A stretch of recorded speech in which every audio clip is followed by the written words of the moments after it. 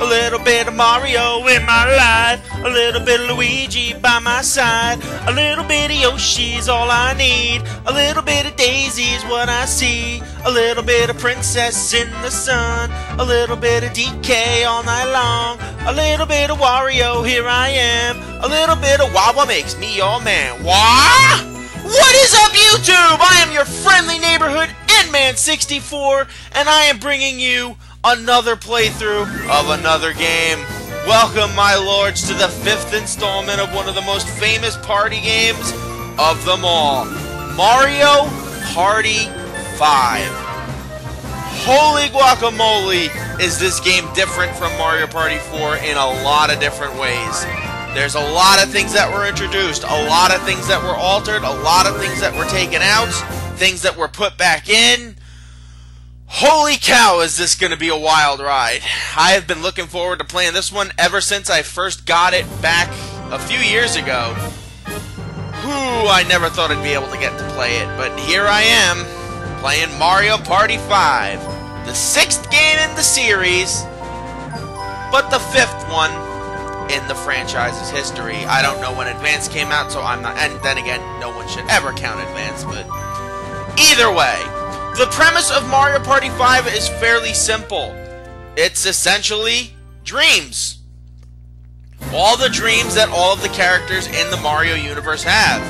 These include the 7 playable characters from Mario Party 4, as DK has been taken out, as well as a few new characters to introduce.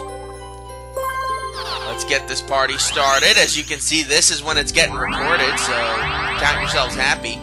July of 2019. Alright, let's introduce everybody. The 7 stars from Paper Mario are the guides in this game. Clevar is the one that introduces us, and each of them represents one of the various game modes. This L star is the master of party mode, which is where we're going to be spending the bulk of the time here, as it's the board game mode. Miss Star is the star of story mode, which we're not going to play through because it's not really mandatory. Super Duel mode is run by Scholar. That is another very interesting version of gameplay for this game. Bonus mode is run by Mamar, which also has a bunch of other bonus types of games and modes and all that stuff. Options mode is run by Kalmar, who I used to call Calamari whenever I played Paper Mario.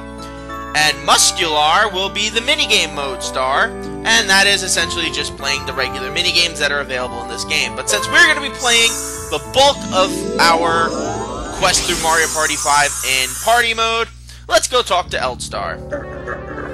Welcome to the party mode. My name's Eldstar, and I'll be your guide. I see that you've... Oh, I guess I didn't finish a game that I had been playing recently. Oh well. That shows you how much I play these games. And because traditions never die, let's go back and start the game from the beginning, including the dreaded rules tutorial episode. Deal with it! I'd like to explain the rules of the board.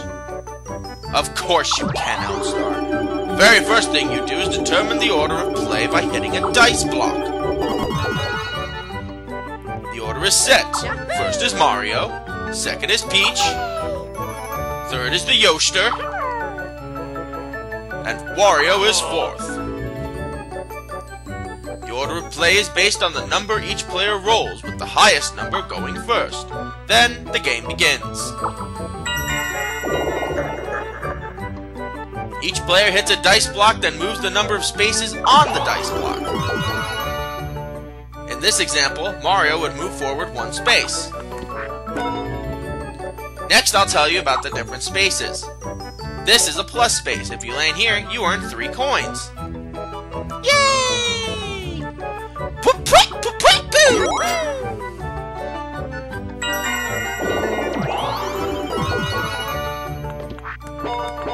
Ooh, red spaces. Boo. This is a minus space. If you land here, you lose 3 coins.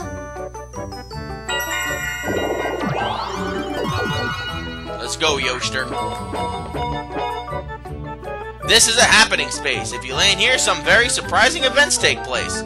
Each board, as we all know... Oh, there you go, perfect. The type of event changes with each board, and they're all certain to cause mass chaos and planet-wide panic. Alright, what are you doing, King Wideload? Oh, you're gonna go see Bowser. This is a Bowser space. If you land here, Bowser will appear and wreck everyone's days up. Yep, there you go. Start an event guaranteed to wreak havoc. Avoid these spaces if possible. Once each player is moved, the turn is complete, and after each turn, there's a minigame.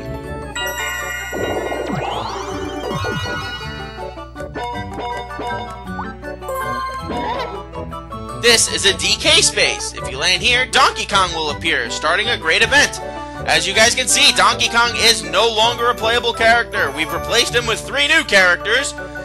But Donkey Kong is sort of like the antithesis to Bowser in that, whereas Bowser will wreak havoc, Donkey Kong will give you great things. The DK space moves after each turn is complete, so watch closely, and that's a lie, it doesn't move. I think what they meant to say is that the space is randomly placed throughout the board, so it's never in the exact same spot each time. It does not move, trust me. I've seen it. It does not move at all. Otherwise, no one would ever be able to land on it. How incredibly lucky! It's a hidden block! There were coins inside the hidden block. Yeah, hidden blocks are kind of redundant in this game as they only produce hidden produce 10 coins, so whatever. Alright, here's the next big part. Capsules are items that trigger various events depending on which capsule you use. You can place them on spaces around the board and even use some of them on yourself. But if you want to use a capsule on yourself, it'll cost you some coins. So you use the coins to give yourself a mushroom so you can move 2 spaces that turn. You can only use 1 capsule per turn. It's like having the multiple amount of items in Mario Parties 3 and 4. But we can move 8 spaces instead of the regular. 5, 4, 3, 2, 1, shabam. As you can see, you use the capsule on yourself. The effect happens on that turn. Fair enough. Now there are multitudes of different ones that we'll just have to wait and see as we get them. So we'll see. Now I'll tell you about placing a character space. First, you won't need any coins to place a capsule on a space. You can place a capsule up to 10 spaces ahead of your character. They would change this in Mario Party 6 to have it go 5 forward and 5 backward, but... hey, who knows? Uh-oh, Wario landed on it. If anyone lands on a space that has had a capsule placed on it, an event takes place. Case in point, Wario loses all of his coins. Because he's a butt. Or he looks like a butt. The Hammer Bro took some of your coins. If you place a capsule and happen to land on that space, the event will happen to you, so be careful. This is a capsule machine. It dispenses capsules for free. In all, there are 4 types of capsules. Move events, which will move you to various places. Coin events, which will earn or lose you coins. Capsule events, which are usually random and based on the capsules. And special events, which are completely random.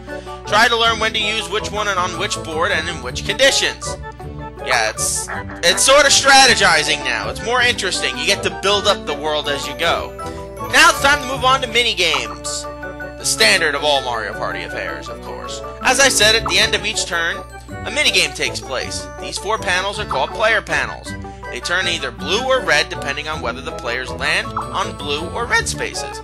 If players land on green spaces, the panels randomly turn either blue or red. That said, if everyone lands on spaces of the same color, a 4-player minigame is played. If players land on some red and some blue spaces, teams will be formed based on who's standing on which color.